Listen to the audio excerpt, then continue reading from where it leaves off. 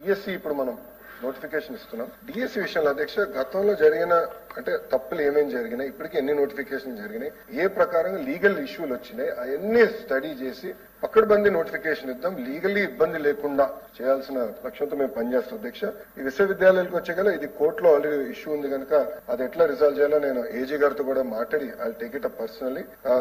Governor గారిని కూడా కలిసినప్పుడు ఎందుకంటే గవర్నర్ గారు ఛాన్సలర్, ఆయన కూడా చాలా స్పష్టంగా ఎట్టి పరిస్థితుల్లో రిక్రూట్మెంట్ మీరు పూర్తి చేయండి, ఎన్ఆర్ఎఫ్ ర్యాంకింగ్స్ ఇంప్రూవ్ అవ్వాలంటే సొంత ఉపాధ్యాయులు ఉండాలి, ప్రొఫెసర్స్ ఉండాలి, దానికి మీరు సీరియస్ గా తీసుకోండి అని గవర్నర్ గారు కూడా చెప్పారు. అది మేము సీరియస్ గా తీసుకుంటామని గౌరవ సభ్యులు తెలుపుకుంటూ, పెద్దలు అన్నట్టు 4330 శాంక్షన్ పోస్టులు ఉంటే కేవలం 1048 పోస్టులు ఇప్పుడు ఫిల్ అయినాయి. 3282 పోస్టులు ఖాళీగా ఉన్నాయి. దానికి వచ్చే సంవత్సరంలో ఫిల్ చేస్తామని ఈ సభాముఖం మీ అందరూ తెలుపుకుంటూ, గౌరవ ముఖ్యమంత్రి గారు నన్ను హెచ్ఆర్డీ మినిస్టర్ చేసినప్పుడు చాలా స్పష్టంగా నాకు చెప్పింది, ఎన్ఆర్ఎఫ్ ర్యాంకింగ్ ఈ రోజు ఆంధ్ర రాష్ట్రం 9వ స్థానంలో ఉండి అది 3వ స్థానానికి తీసుకురండి, క్యూఐఎస్ ర్యాంకింగ్ టాప్ 100 లో ఒక ప్రభుత్వ విశ్వవిద్యాలయం 5 సంవత్సరాలు ఉండాలని నాకు టార్గెట్ ఇచ్చారు అధ్యక్ష.